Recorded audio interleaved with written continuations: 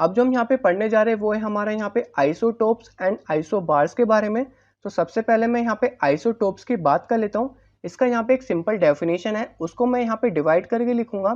तो सबसे पहले मैं यहाँ पे आइसोटोप्स की बात कर लेता हूँ। आइसोटोप जो होता है यहाँ पे क्या होता है, सेम एलिमेंट होता है। क्या होता है यहाँ पे, सेम एलिमेंट होता है। सेकेंड चीज यहाँ पे क्या होती है, इसमें सेम एटॉमिक नंबर, मतलब एलिमेंट भी सेम होता है, एटॉमिक नंबर भी सेम होता है। बट यहाँ पे एक चीज डिफरेंट होती है और वो यहाँ पे क्या होता है, इसका मास नंबर।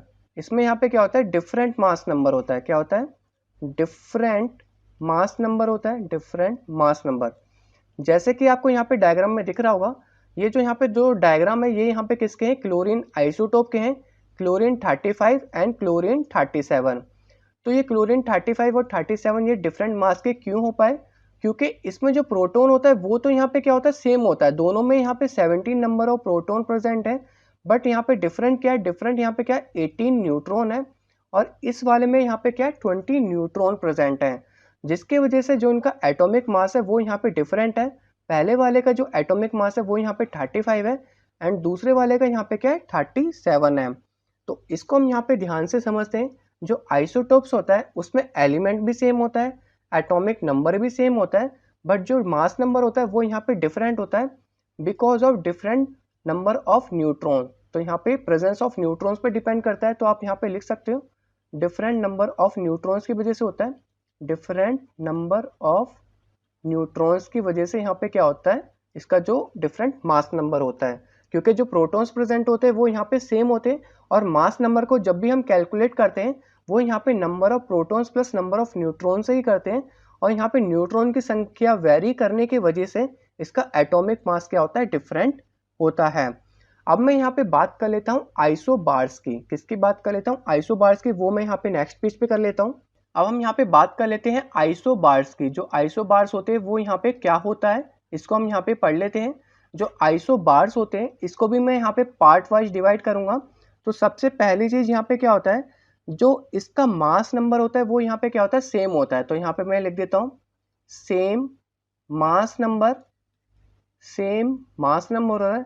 सेकेंड चीज यहाँ पे क्या होती है, सेकेंड चीज यहाँ पे क्या होती है, डिफरेंट एटॉमिक नंबर होता है। क्या होता है, डिफरेंट एटॉमिक नंबर होता है, डिफरेंट एटॉमिक नंबर। और जो एलिमेंट होता है वो भी यहाँ पे क्या होता है, डिफरेंट होता है, डिफरेंट एलिमेंट्स। तो इसमें सिर्फ एक ही चीज सेम होती है, वो है हमारा यहाँ पे मास नंबर। फॉर एग्जाम्पल अगर मैं यहाँ पे अर्गन और कैल्शियम की बात करूं, एग्जाम्पल जरूरी है, जैसे कि मैं अगर यहाँ पे अर्गन की बात करूं और कैल्शियम की बात करूं, तो अर्गन और कैल्शियम का जो यहाँ पे एटॉमिक मास होता है वो यहाँ पे क्या होता है, 40 होता है। इसका भी यहाँ पे क्या होता है, 40 यू होता है, या AMU भी लिख सकते हैं एटॉमिक मास यूनिट, या नॉर्मली यू भी लिख सकते हैं। बट इसका जो यहाँ पे एटॉमिक नंबर होता है इसका यहाँ पे 18 होता है, और कैल्शियम का यहाँ पे क्या होता है, 20 होता है, और ये एलिमेंट भी डिफरेंट है। तो आइसोबार्स को यहाँ पे सिंपल डिफाइन कर सकते हैं, इसमें सेम मास नंबर होता है, डिफरेंट एटॉमिक नंबर होता है, डिफरेंट एलिमेंट्स होता है। और ये आपको एग्जाम्पल से अच्छे तरीके से याद होगा। जैसे कि हम यहाँ पे अर्गन और कैल्शियम की बात करते हैं, ये हमारा यहाँ पे क्या है, डिफरेंट एटॉमिक नंबर है, डिफरेंट एलिमेंट्स है, बट इनका दोनों का जो है 40 एटॉमिक मास यूनिट होता है। मतलब जो मास नंबर होता है वो यहाँ पे दोनों में सेम होता है। और यहाँ पे एक और चीज बताना चाहूंगा, जो हमारा आइसोटोप्स होता है उसमें यहाँ पे कुछ यूजेस भी हमें कभी कभी पूछ लेते हैं। तो आइसोटोप्स के यहाँ पे पहला जो यूज है वो यहाँ पे क्या है, जो आइसोटोप यूरेनियम है, यूरेनियम 235, मैं यहाँ पे लिख देता हूँ।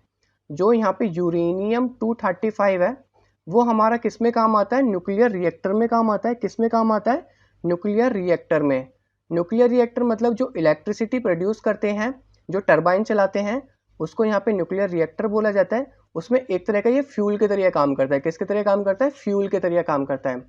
सेकेंड जो चीज है वो हमारा किस में काम आता है, आइसोटोप ऑफ कोबाल्ट। कोबाल्ट का जो आइसोटोप होता है वो किस में काम आता है, हमारा ट्रीटमेंट ऑफ कैंसर में। किस में काम आता है, ट्रीटमेंट ऑफ कैंसर में काम आता है, ट्रीटमेंट ऑफ कैंसर में काम आता है कोबाल्ट का आइसोटोप। और जो तीसरा है हमारा यहाँ पे आइसोटोप ऑफ आयोडीन।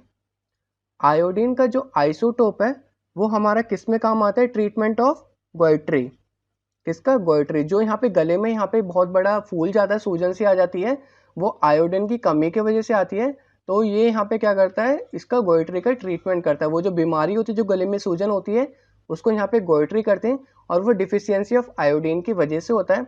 होप आपको यहाँ पे आइसोबार्स और आइसोटोप्स के बारे में समझ में आ गया होगा। इस चैप्टर के हमारे सारे टॉपिक खत्म हो चुके हैं और सारे टॉपिक का यहाँ पे मैं डिस्क्रिप्शन में आपको लिंक दे दूंगा।